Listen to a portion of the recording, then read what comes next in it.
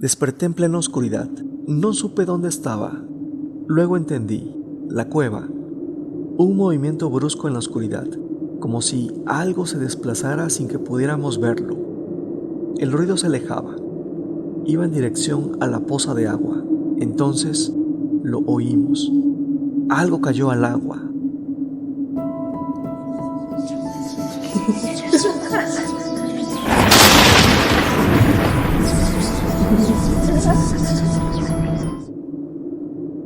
Tengo un grupo de campistas. Nos dedicamos a esto por gusto. Llevamos muchos años saliendo a la montaña. Las veredas, los caminos de tierra, la noche cerrada. He visto y vivido muchas cosas en los montes, situaciones raras, momentos incómodos, pero este relato es distinto. Por tradición, mi grupo y yo nos internábamos en las montañas para alejarnos del ruido cotidiano. Eran varios días de camino, rutas casi conocidas, subir un par de cerros.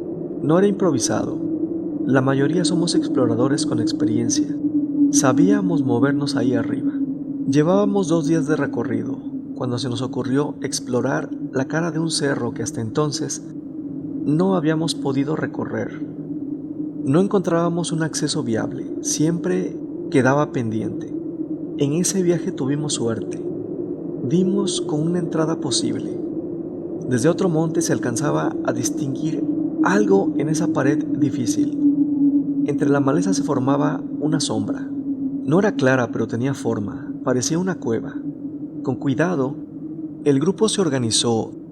Avanzamos despacio hacia esa entrada. La tarde empezaba a caer. El sol ya no iluminaba parejo. Acampar en el monte era parte de la rutina. La noche no nos preocupaba. Antes de que cayera por completo la oscuridad, llegamos a la abertura de lo que parecía una cueva. Nos detuvimos ahí. Nos emocionamos. Sí lo era. Estaba parcialmente oculta. La entrada era estrecha, apenas lo suficiente para pasar de uno en uno. A unos metros hacia adentro, el espacio se abría.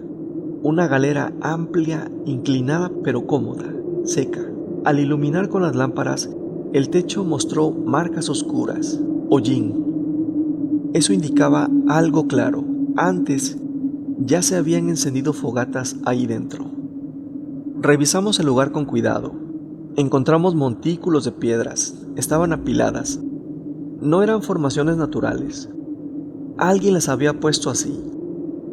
Más al fondo de esa galera, la cueva continuaba hacia abajo. Inspeccionamos bien el lugar. No había más accesos, solo la entrada por donde llegamos, la galera inclinada y más allá, ese túnel que descendía. Decidimos avanzar un poco más. La intención era clara, encontrar un sitio adecuado para establecer el campamento. Entramos al túnel siguiente. La luz de las lámparas se iba cerrando contra la negrura. Después de caminar unos minutos encontramos otra cámara. Era más pequeña, a diferencia de la anterior, pero esta no estaba tan inclinada. Permitía un espacio relativamente plano, un lugar donde podíamos acampar. Unos metros más adelante, esa cámara descendía hacia una poza natural. No sabíamos qué tan profunda era. Del otro lado, el túnel continuaba bajando. Por unanimidad, decidimos establecernos ahí, dentro de la cueva. Empezamos a sacar los sacos de dormir. Algunos armaron sus tiendas. Nos organizamos rápido. Uno de nosotros fue por madera para encender una fogata. Descansamos. Platicamos un rato. Cuando el campamento ya estaba listo y el cuerpo había descansado, alguien propuso seguir explorando el túnel. La mayoría asentimos. Solo uno dijo que no. Dijo que se quedaba cuidando la fogata y las cosas. Los demás tomamos las linternas y nos internamos en el túnel. Caminamos unos minutos hasta llegar a una bifurcación. Un túnel a la derecha, otro a la izquierda. Revisamos primero el de la izquierda. Bastó una inspección rápida. No avanzaba mucho. Terminaba en una cámara pequeña, un callejón sin salida. El de la derecha era distinto. Se adentraba más en la montaña. No nos preocupaba el camino.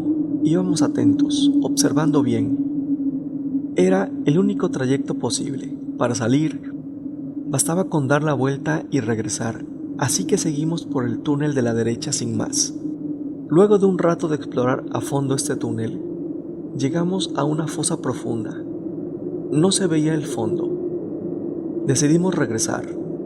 La idea era volver al día siguiente con cuerdas y descender con calma. Íbamos de regreso cuando, al pasar de nuevo por la bifurcación, oímos algo. Venía de la cámara pequeña, la que no llevaba a ningún lado. Nos detuvimos.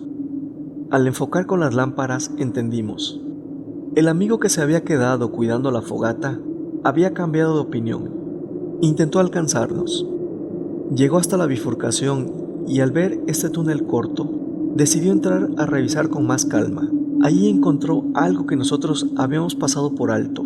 Nos contó después que mientras seguía ahí, notó unas rocas con formas poco comunes. No estaban sueltas, seguían un patrón. Por el grosor y la curvatura, entendió que no eran piedras cualquiera, parecían fragmentos de una vasija. Movió un poco la tierra y aparecieron más partes. Pensó que podía tratarse de una olla antigua. Se emocionó. Con una rama empezó a retirar tierra con cuidado. Fue entonces cuando vio algo verde. Un color que no era de ese suelo ni de la roca, era una piedra, verde opaca, con forma definida. Al intentar sacarla, notó que estaba unida a algo más, una fibra. Siguió escarbando despacio, cada vez más profundo. Lo que fue apareciendo no era una pieza suelta, era una especie de manta muy deteriorada, adornada con pequeñas piedras verdes.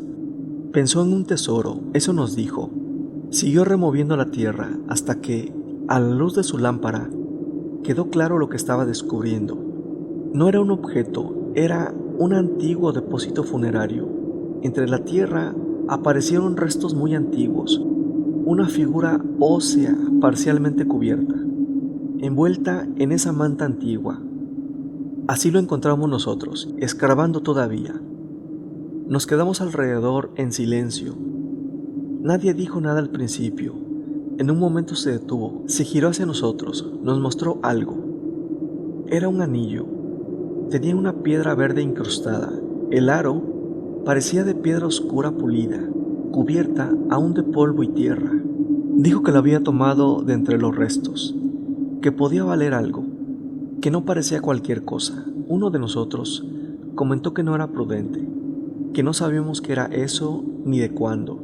Nuestro amigo no hizo caso, le pedimos que no siguiera escarbando, que dejara eso como estaba, que ya era suficiente. Ante la presión del grupo y quizá por lo extraordinario de lo que había encontrado, aceptó. Se levantó, dejó el sitio. El entierro quedó ahí, a medio descubrir, en silencio. El grupo se quedó con una sensación pesada después de ver eso. Cenamos algo en silencio. El cansancio terminó por imponerse. Decidimos dormir. Nuestro amigo, el que había tomado el anillo, fue hasta la poza de agua. Ahí lo lavó, con la tierra fuera. Eso parecía una joya, se veía mejor. Era un anillo oscuro, pulido, parecía de obsidiana. Tenía una piedra verde incrustada. La pieza limpia era impresionante. Alguien le dijo que debía regresarlo, que lo correcto era devolverlo al muerto, cerrar ese entierro. No respondió. Nos despedimos, cada quien se metió a su saco o a su tienda. La fogata quedó reducida a brasas, daba poca luz pero rompía la oscuridad total de esa cueva. Ya entrada la noche, algo pasó. La fogata se había apagado por completo. Desperté en absoluta oscuridad, sin referencias. Por unos segundos no supe dónde estaba.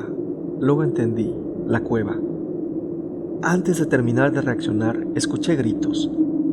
Nos había despertado un ruido previo, un movimiento brusco en la oscuridad, como si algo se desplazara sin que pudiéramos verlo. Todo parecía ocurrir en medio del campamento. El ruido se desplazó, se alejaba, iba en dirección a la poza de agua, a unos 10 metros. Entonces oímos, Algo cayó al agua de forma pesada. Nos levantamos sobresaltados, buscamos las lámparas a tientas, encendimos luces. Ahí notamos que faltaba uno de nosotros. Desde la poza se escucharon chapoteos y gritos, frases confusas. Corrimos hacia allá. Lo encontramos a media poza. Era él, nuestro amigo, el del anillo. Estaba pálido, alterado, enojado. Nos gritaba, nos hablaba con desesperación. No entendíamos nada, le pedimos que saliera del agua. Se acercó a la orilla empapado, ahí empezó a acusarnos. Decía que lo habíamos arrastrado, que lo sacamos con todo y tienda, que lo habíamos jalado hasta el agua. Nosotros nos miramos. Nadie había salido de su lugar. En la oscuridad, nadie se había movido. Los otros 5 nos miramos desconcertados.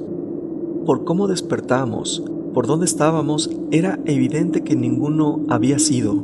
Todos nos levantamos casi al mismo tiempo. Cuando se encendió la primer linterna, los 5 seguíamos en nuestros lugares de descanso. Todo había ocurrido lejos, junto a la poza. Él guardó silencio unos segundos. Luego dijo que había sentido una presión repentina, que primero fue un tirón, después una fuerza difícil de explicar y que fue desplazado del suelo con demasiada facilidad. A pesar de que era un hombre pesado de al menos unos 80 kilos, dijo que fue movido varios metros. Lo más extraño, insistía, era la fuerza. Esa fuerza lo levantó con mucha facilidad y lo lanzó a la poza varios metros, todavía enredado en su saco y la tienda. Nos dijo. Lo ayudamos a salir, recuperamos sus cosas del agua, regresamos al campamento, encendimos la fogata otra vez, más viva, prendimos todas las lámparas. En el suelo había señales claras, marcas en el polvo, desde donde dormía hasta la poza, pero había algo más, huellas descalzas, bien marcadas en el polvo de la cueva. No eran de ninguno de nosotros. Seguían el mismo trayecto. Miramos el reloj. Pasaban de las 6 de la mañana. Nadie entendía nada. Entonces alguien lo dijo en voz baja. El entierro. El prehispánico vino por su anillo. Nos miramos todos. El anillo, le preguntamos. Él lo sacó de su bolsillo. Le dijimos que debía devolverlo, que no nos iba a dejar en paz. No teníamos certeza de eso, pero ahí dentro, después de lo que acababa de pasar, era lo único que parecía encajar. Asintió sin discutir. Para sorpresa de todos, pidió que le acompañáramos, que fuéramos juntos al lugar del entierro para devolver el anillo y cubrirlo otra vez. Antes de movernos, guardamos todo. Apagamos la fogata, recogimos el campamento, bajamos a la cámara donde estaba la sepultura. Nuestro amigo se arrodilló, devolvió el anillo y con las manos tapó el entierro. Se aseguró de cubrir cada resto, de dejar la tierra como la había encontrado. Nos alejamos en silencio.